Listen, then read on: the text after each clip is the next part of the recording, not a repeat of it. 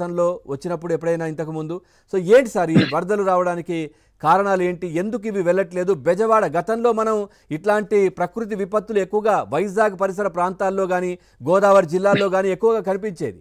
కానీ విజయవాడలో ఏంటి ఈ నీళ్ళు ఇంత ఆగిపోవడానికి కారణం ఏంటి? అసలు ఏంటి, ఏం చెప్తారు?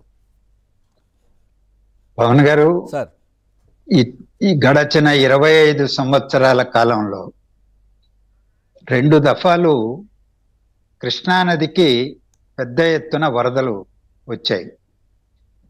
1998లో ఒకసారి పెద్ద ఎత్తున వరదలు వచ్చాయి. ఆనాడు నేను ఈ విజయవాడకు సమీపంలో ఉన్న ఇబ్రహీంపట్నంలోనే నేను నివాసం ఉన్నాను. మా మిస్సెస్ ఆనాడు ఇబ్రహీంపట్నం ప్రైమరీ హెల్త్ సెంటర్లో మెడికల్ ఆఫీసర్గా ఉన్నారు. ఆ వైద్య సేవలు అందించడంలో కూడా ఆమె పడినటువంటి బాధలు, ఆ గ్రామాల్లోకి వెళ్ళి వరద ప్రాంతాల్లో బాధితులకి వైద్య సేవలు అందించడానికి పడిన కష్ట నష్టాలన్నీ కూడా తెలుసు. ఆనాడు జాతీయ రహదారిపైకి ఇబ్రహీంపట్నం ఆ ప్రాంతాలన్నీ కూడా నీళ్ళు వచ్చేసాయి, ఫెర్రీ మునిగింది. మళ్ళీ 2009లో రోసయ్య గారు ముఖ్యమంత్రిగా ఉన్నప్పుడు కృష్ణానదికి పెద్ద ఎత్తున వరదలు వచ్చాయి. శ్రీశైలం దగ్గర గేట్లు ఆపరేట్ చేయడంలో జరిగిన వైఫల్యం కావచ్చు, ఇంకేదైనా కావచ్చు, కర్నూలు నగరం మునిగిపోయింది. పెద్ద ఎత్తున నష్టం జరిగింది. ఆనాడు రోసయ్య గారు ముఖ్యమంత్రిగా సచివాలయంలోనే ఉండి రాత్రి అంతా కూడా సహాయ కార్యక్రమాలను పర్యవేక్షించడం జరిగింది.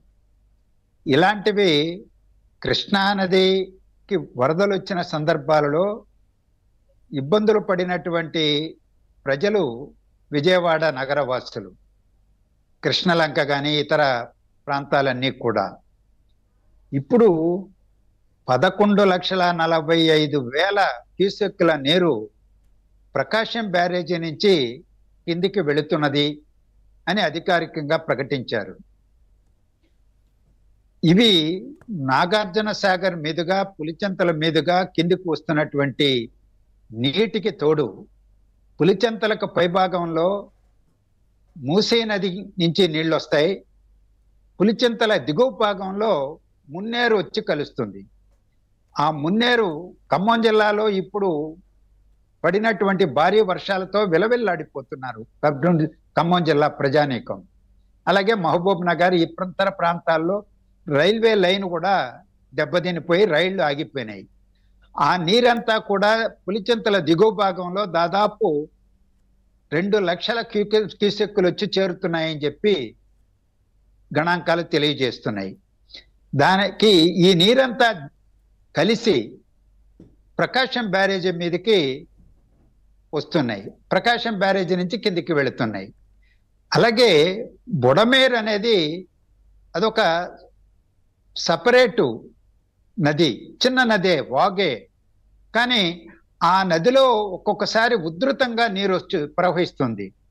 ఆ విధంగా ప్రవహించినటువంటి నీరే గండ్లు పడి మొత్తం విజయవాడ నగరంలో చాలా ప్రాంతాల్లో దాదాపు 16-17 డివిజన్స్లో నీరు వచ్చి చేరిపోయింది రోడ్ల మీద. ఇవాళ పడవలు వేసుకొని వాళ్లకు నిత్యావసరాలు చేర్చవలసినటువంటి పరిస్థితి, ప్రమాదంలో ఉన్నటువంటి వాళ్ళకి, ముంపు ప్రాంతంలో ఉన్న వాళ్ళని రక్షించడానికి, వాళ్ళను క్యాంపులకు చేరవేయడానికి ఈరోజు పడవలు వాడాల్సినటువంటి దుస్థితి ఏర్పడింది. బుడమేరు నుంచి ఇలాంటి ముప్పు వాటిల్లడం ఇది మొదటిసారి కాదు. అనేక దఫాలు విజయవాడ ప్రజలు వీటిని చవిచూచారు. కానీ గతం కంటే కూడా ఇవాళ చాలా ప్రాంతాలు నివాసయోగ్యమైన ప్రాంతాలుగా అభివృద్ధి చెంది నివాసాలు పెరిగినాయి. దాదాపు 2 లక్షలకు పైన 2.5 లక్షల వరకు ఆ ప్రాంతంలోనే జీవిస్తున్నారు. వాళ్ళందరూ కూడా ముంపుకు గురైపోయారు. ఈ బుడమేరు నుంచి కిందికి నీళ్లు కొల్లేరు వరకు వెళ్ళాలి. ఆ కొల్లేరు ఆక్రమణకు గురైంది. అలాగే బుడమేరును ఆధునీకరించుకోవాల్సినటువంటి బాధ్యత, కాలువ ఆధునీకరించుకునే బాధ్యత ప్రభుత్వం పైన ఉన్నది. నిన్న మొన్నటి వరకు అధికారంలో ఉన్నటువంటి ప్రభుత్వం అలాంటి పనులపైన మరమ్మతు పైన దృష్టే సారించలేదు. పర్యవసనంగా మనం చూసాం, పులిచింతల గేటు కొట్టుకుపోయింది, అలాగే గుండ్లకమ్మ దగ్గర 2 గేట్లు కొట్టుకుపోయినాయి, చెయ్యేరు దగ్గర అన్నమయ్య ప్రాజెక్టు కొట్టుకుపోయింది, పించా ప్రాజెక్టు కొట్టుకుపోయింది.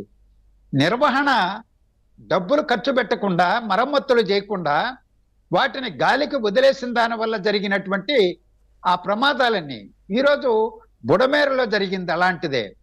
గతంలో మరమ్మతులు చేస్తుంటే, దాన్ని సక్రమంగా నిర్వహించుంటే వచ్చిన నీరు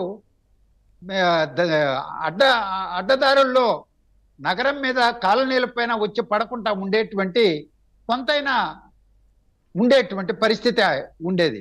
కానీ ఇవాళ ఈ నీటి వల్లనే విజయవాడలో వివిధ ప్రాంతాలు చాలా తీవ్రమైనటువంటి వర్ణనాతీతమైనటువంటి కష్టాలు ప్రజలు పడుతున్నారు, సమస్యలు ఎదుర్కొంటున్నారు.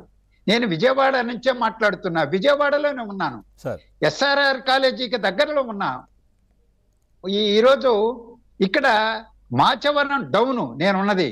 మామూలుగా అయితే డౌన్లో ఎక్కడైనా నీళ్లు వస్తాయి, కానీ మొన్న రాత్రి పడినటువంటి కుంభవర్షం వల్ల ఆ రోజు రోడ్ల మీద నీరు నిలిచి వాహనాలు ప్రయాణం చేయడానికి కూడా ఇబ్బందులు ఏర్పడినాయి. కానీ నిన్నటి నుంచి వారం తగ్గిన తర్వాత ఇక్కడ సమస్యలు తగ్గిపోయినాయి.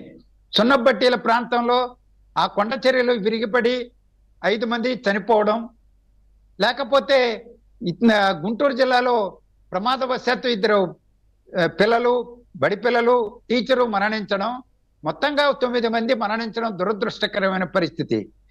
నిన్న బుడమేరు వరద నీరు వచ్చి ముంచెత్తి ఇప్పటికి కూడా ఆ ప్రాంతాలు విలవిల్లాడుతున్నాయంటే ఇది అనేక గుణపాఠాలు నేర్చుకోవాలి ప్రభుత్వాలు. కానీ ఈనాడు వచ్చినటువంటి ప్రభుత్వం మీద నెపం వేసి చేతులు దులుపుకోవాలి, పైచిక ఆనందాన్ని పొందాలి. ఆ పైచాచిక ఆనందం పొందేటువంటి వాళ్ళు ఒక్కసారి ఆలోచించుకోవాలి. కనీసం సహాయక చర్యల్లో పాల్గొనలేకుండా ఉండి ఇంకా చేస్తున్న వాళ్ళ